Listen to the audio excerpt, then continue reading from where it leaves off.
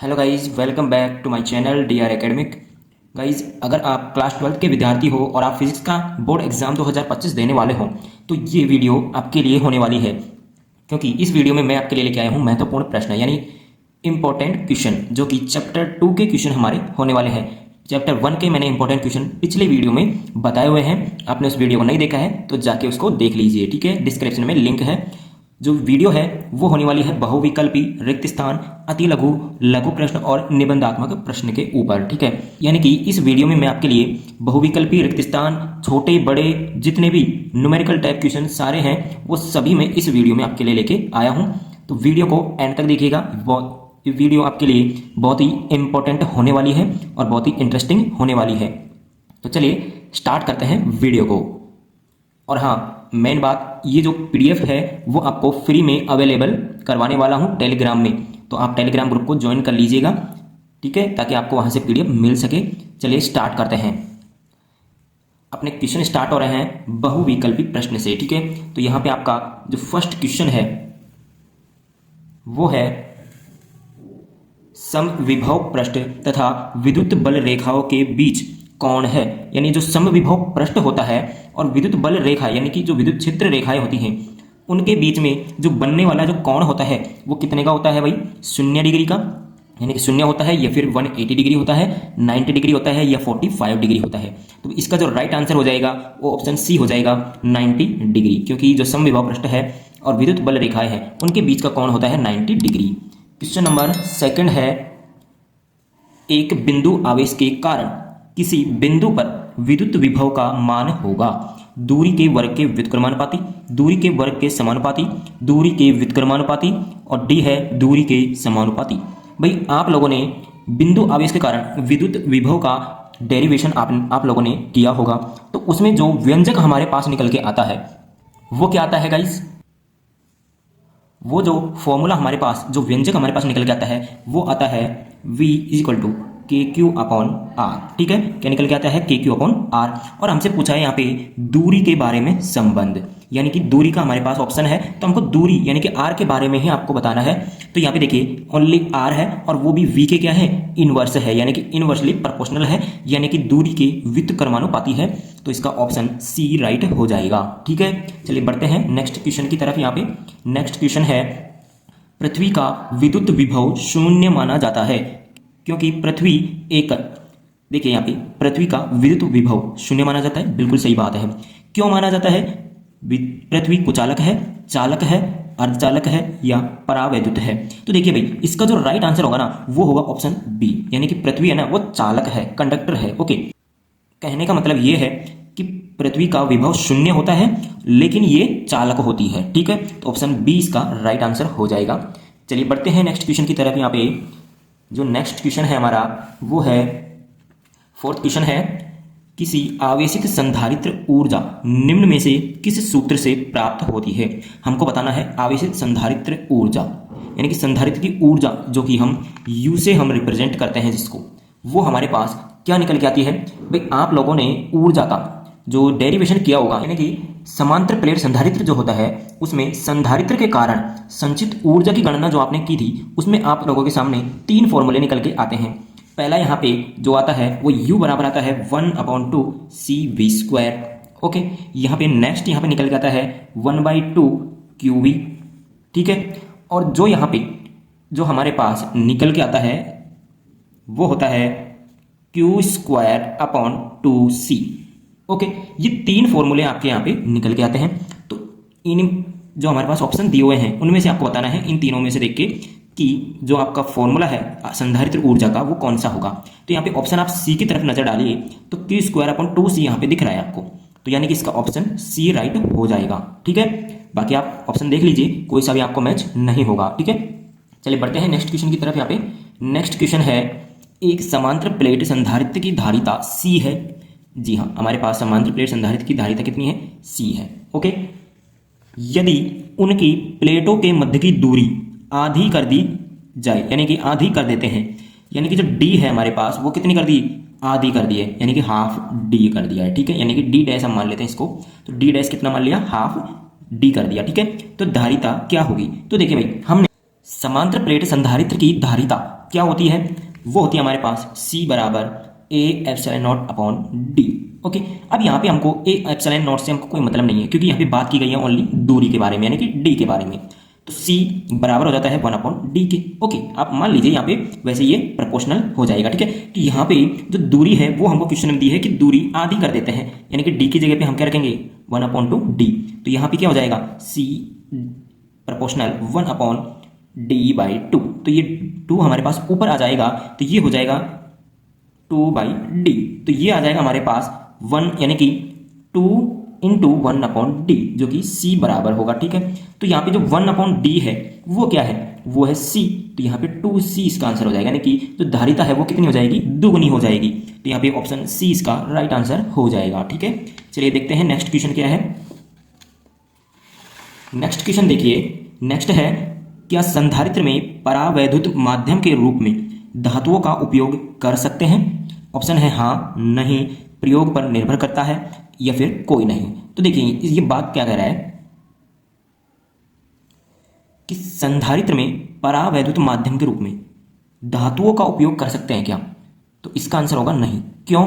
क्योंकि अगर हम परावैद्युतांक के रूप में अगर धातु का उपयोग करेंगे ना, तो भाई दोनों संधारित्रों के बीच में लघुपतित हो जाएंगे, यानी कि दोनों संधारित्र क्या हो जाएंगे, लघुपतित हो जाएंगे। तो यहाँ पे इसका आंसर हो जाएगा नहीं। ओके, ऑप्शन बी इसका राइट आंसर हो जाएगा, ठीक है। चलिए बढ़ते हैं नेक्स्ट क्वेश्चन की तरफ। नेक्स्ट क्वेश्चन है, जब संधारित्र में परावैद्युत वायु के स्थान पर के परावैद्युतांक के पदार्थ को रखा जाता है तो धारिता क्या बोल रहा है कि जब संधारित्र में परावैद्युत वायु होता है, यानी कि जब वायु के स्थान पर अगर हम परावैद्युत क्या ले ले, के ले ले, तो पदार्थ को यानी कि जो धारिता होगी वो कितनी होगी, के गुना कम हो जाती है, के गुना बढ़ती है, के स्क्वायर गुना बढ़ती है, या अपरिवर्तित रहती है। ऑप्शन इसका राइट हो जाएगा ऑप्शन बी, यानी के गुना बढ़ती है, क्योंकि हम क्या कर रहे हैं, वायु में के का मान कितना होता है, के का मान वायु में 1 होता है, ठीक है। यानी कि जो फॉर्मूला हमारे पास है संधारित्र वाला, उसमें के की वैल्यू 1 होती है, लेकिन जब हम बात करते हैं के परावैद्युतांक की, यानी कि के की, तो वो के गुना हो जाएगी कि नहीं। तो इसका राइट आंसर के गुना बढ़ती है, ऑप्शन बी हो जाएगा, ठीक है। चलिए देखते हैं नेक्स्ट क्वेश्चन। नेक्स्ट क्वेश्चन यहाँ पे है, किसी कुचालक का परावैद्युतांक नहीं हो सकता। देखिए इसका आंसर आप मुझे कमेंट करिए कि इसका आंसर क्या होगा, ठीक है। ये क्वेश्चन आपके लिए होमवर्क। चलिए देखते हैं अगले जो क्वेश्चन है। यहाँ पे जो नेक्स्ट क्वेश्चन आए हैं वो है अति लघु प्रश्न। देखिए यहाँ पे अति लघु प्रश्न देखते हैं। यहाँ पे रिक्त स्थान है, यदि दो संधारित्र C1 एवं C2 श्रेणी क्रम में है तो तुल्य धारिता, भाई सिंपल फॉर्मूला है, ठीक है। फॉर्मूला क्या हो जाएगा, श्रेणी क्रम, यानी कि अगर संधारित्र श्रेणी क्रम में जुड़े हुए हो तो उसका फॉर्मूला क्या हो जाएगा, कमेंट करो अभी नीचे फटाफट। नेक्स्ट क्वेश्चन चलते हैं, देखते हैं तब तक, ठीक है। देखिए नेक्स्ट क्वेश्चन है, खालिस्तान भौतिक राशि का मात्रक जूल प्रति कूलाम है। भाई जूल प्रति कूलाम किस भौतिक राशि का मात्रक है, बताइए। किसका है, विभव का। किसका, विभव का, ठीक है। चलिए देखते हैं नेक्स्ट क्वेश्चन क्या है। ओके, नेक्स्ट क्वेश्चन देखिए। नेक्स्ट क्वेश्चन है, भौतिक राशि जिसका मात्रक फैराड होता है वह क्या है। इसका आंसर कमेंट करिए, क्वेश्चन नंबर 11 लगा के और कमेंट कर दीजिए इसका आंसर क्या होगा। नेक्स्ट क्वेश्चन देखिए। नेक्स्ट क्वेश्चन यहाँ पे है, परावैद्युत परमाणुओं में आवेशों के विस्थापन की घटना क्या कहलाती है, बताइए। देखिए इसका आंसर मैं बता देता हूँ आपको कि जो परावैद्युतांक परमाणु जो होते हैं उनमें आवेशों का विस्थापन, यानी कि इस स्थान से दूसरे स्थान पर, यानी कि जो परावैद्युतांक परमाणु जो पदार्थ होते हैं उनमें जो आवेशों का विस्थापन होता है उसकी घटना को हम क्या बोलते हैं, ध्रुवीकरण बोलते हैं। क्या बोलते हैं, ध्रुवीकरण, यानी कि पोलराइजेशन बोलते हैं उनको, ठीक है। नेक्स्ट क्वेश्चन यहाँ पे देखिए। नेक्स्ट हमारे ये देखिए भाई, यहाँ पे जो ये लघु प्रश्न है ये अति लघु है भाई, ठीक है ना, यानी कि छोटे क्वेश्चन है, इनका आंसर आपको एक लाइन या एक वर्ड में देना होता है। ये मैंने गलती से यहाँ पे लघु प्रश्न लिख दिया है, ठीक है। देखिए क्वेश्चन है, समविभव पृष्ठ के कोई 2 गुणधर्म लिखिए। आपको समविभव पृष्ठ जो होता है उसके कोई 2 गुणधर्म लिख देने हैं, ठीक है। नेक्स्ट क्वेश्चन देखिए, संधारित्र की धारिता का मात्रक लिखिए। छोटे क्वेश्चन है, एक वर्ड में आंसर देना है, संधारित्र की धारिता का मात्रक क्या होता है।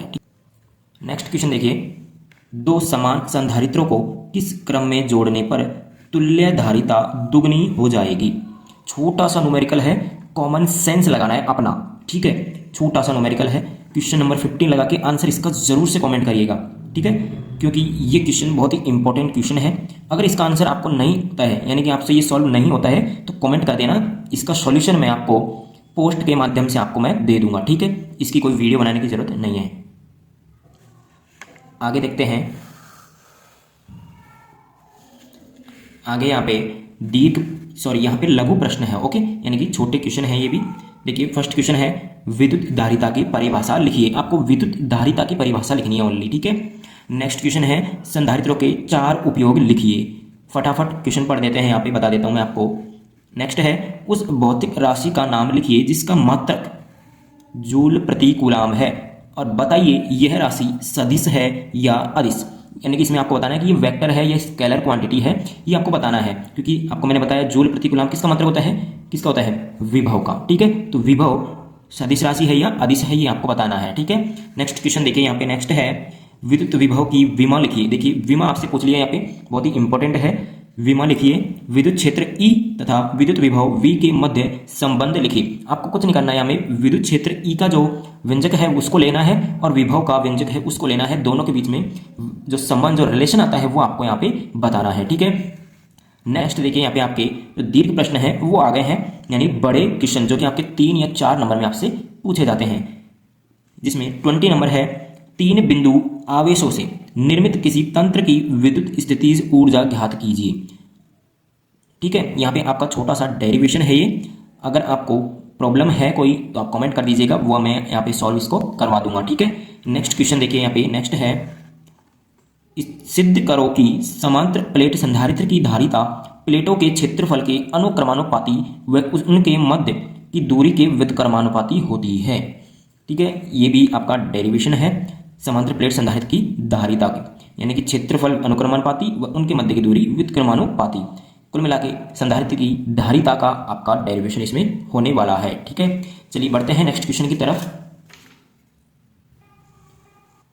गाइस वीडियो को लाइक कर दीजिए, अभी तक आप लोगों ने लाइक नहीं किया है, फटाफट से लाइक कर दीजिए और शेयर कर दीजिए। देखिए नेक्स्ट क्वेश्चन है, समविभव पृष्ठ किसे कहते हैं। धनात्मक बिंदु आवेश के कारण समविभव पृष्ठ का चित्र बनाइए। समविभव पृष्ठ के बारे में आपसे पूछा है इसमें कंप्लीट डिटेल। ओके, ये क्वेश्चन बहुत इंपॉर्टेंट है। समविभव पृष्ठ से क्वेश्चन आपका आने वाला है इस साल, ठीक है, 2025 में, तो इसको अच्छे से तैयार कर लीजिएगा। नेक्स्ट क्वेश्चन देखते हैं। नेक्स्ट है यहाँ पे, संधारित्र का सिद्धांत समझाइए। संधारित्र का सिद्धांत यानी संधारित्र होता क्या है वो आपको इसमें बताना है। संधारित्र की प्लेटों के मध्य संचित ऊर्जा के लिए सूत्र स्थापित कीजिए। यानी कि जो संधारित्र की जो प्लेट है उनके मध्य जो संचित ऊर्जा है, जिसको मैंने आपको ये जो फॉर्मूले बताए, ये वाला डेरिवेशन आपको इसमें करना है। ओके, ये मैं इसलिए बता रहा हूँ कि आप लोगों को क्या है कि ये जो लैंग्वेज है इसमें कोई परेशानी ना हो कि ये क्वेश्चन किसके बारे में पूछा है। तो मैं आपको डायरेक्ट यहाँ पे बता रहा हूँ कि ये वाला फॉर्मूला आप देख लीजिए, ये वाला फॉर्मूला जिस डेरिवेशन में आ रहा है उस डेरिवेशन को आपको इस क्वेश्चन के लिए करना है। ठीक है, चलिए देखते हैं यहाँ पे आगे नेक्स्ट क्वेश्चन। यहाँ पे आपके निबंधात्मक यानी बड़े क्वेश्चन आ गए हैं जो कि 4 या 5 नंबर में आपसे पूछे जाते हैं। क्वेश्चन है, विद्युत द्विध्रुव आघूर्ण को परिभाषित कीजिए। फर्स्ट चैप्टर से आपसे क्वेश्चन पूछ लिया इसमें, भाई पूछ सकता है क्योंकि बोर्ड है ये क्वेश्चन, कहीं से भी कैसे भी पूछ सकता है। ठीक है, द्विध्रुव के कारण किसी सामान्य बिंदु पर विद्युत विभव का व्यंजक ज्ञात कीजिए, चित्र भी बनाइए। भाई देखिए ये जो क्वेश्चन है ना, धीरे से आपसे बोल रहा हूँ, इंपॉर्टेंट लगा लीजिए आंख बंद करके, बहुत ही इंपॉर्टेंट क्वेश्चन है, आने वाला है 2025 में। और ये जो न्यूमेरिकल है, सॉरी ये जो डेरिवेशन है ना, इससे आपका 2-3 यानी कि 3 से 4 डेरिवेशन आपके इससे होने वाले हैं। ये डेरिवेशन बहुत इंपॉर्टेंट है और इसकी जो वीडियो है इस पर डेडिकेटेड एक वीडियो चैनल पर डली हुई है, उसका लिंक डिस्क्रिप्शन में आपको मिल जाएगा, वहां से जाके देख लीजिएगा। बहुत ही अच्छे से अल्टीमेट तरीके से मैंने इसको समझा रखा है। ठीक है, वहां से जाके देख लीजिएगा। बढ़ते हैं नेक्स्ट क्वेश्चन की तरफ। यहाँ पे नेक्स्ट क्वेश्चन है,